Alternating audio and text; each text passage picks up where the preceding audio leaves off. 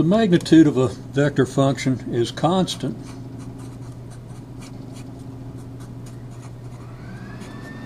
if and only if the path is a circle. And of course the radius of the circle is just the value of this constant. Now here we have a couple of points on a circular arc, and we're going to assume that the magnitude of r is constant, and we're going to look at the triangle formed by r of t plus delta t, and delta r, the vector that represents the change in the vector function r between clock time t and t plus delta t. Now, if the magnitude of r is constant and the magnitude of this and the magnitude of this are the same, it follows then that these three vectors form the sides of an isosceles triangle. This side of the triangle has magnitude equal to the magnitude of r, and of course we call that little r. And this one has a side of magnitude equal to the magnitude of r, side equal to the magnitude of r. And this side, of course, is has magnitude delta r. Now, the one thing we know about an isosceles triangle is we have equal angles.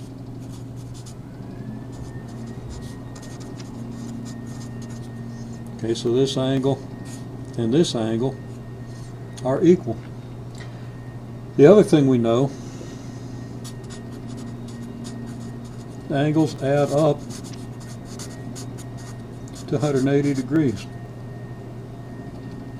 So whatever delta theta is here, and I'm using delta theta to indicate the change in the angular orientation of these two vectors, the change between the orientation of this, the angular direction of this vector and the angular direction of this vector.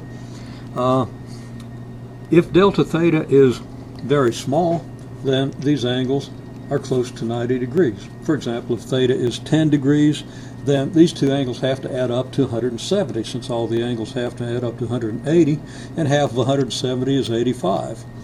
If this is 1 degree, then these angles add up to 179 degrees, and each angle is 89.5 degrees.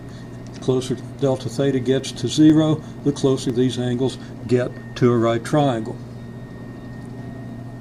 This means that if we let delta t approach 0, as we do if we're trying to find the derivative of r of t, if we let delta t approach 0, this angle of our delta r vector with our r of t vector approaches 90 degrees. Now we can summarize that in the statement we have down here. As delta t approaches 0, delta theta approaches 0, so the equal angles approach 90 degrees, which ensures that the direction of delta r with r, well, approaches 90 degrees, because one of these equal angles is the angle between r of t and the delta r vector. We conclude then that if the magnitude of r is constant, it follows that r prime of t is perpendicular to r of t. Now what's the connection? Well, simply that r prime of t, if you recall, is the limit as delta t approaches 0 of r of t plus delta t minus r of t divided by delta t.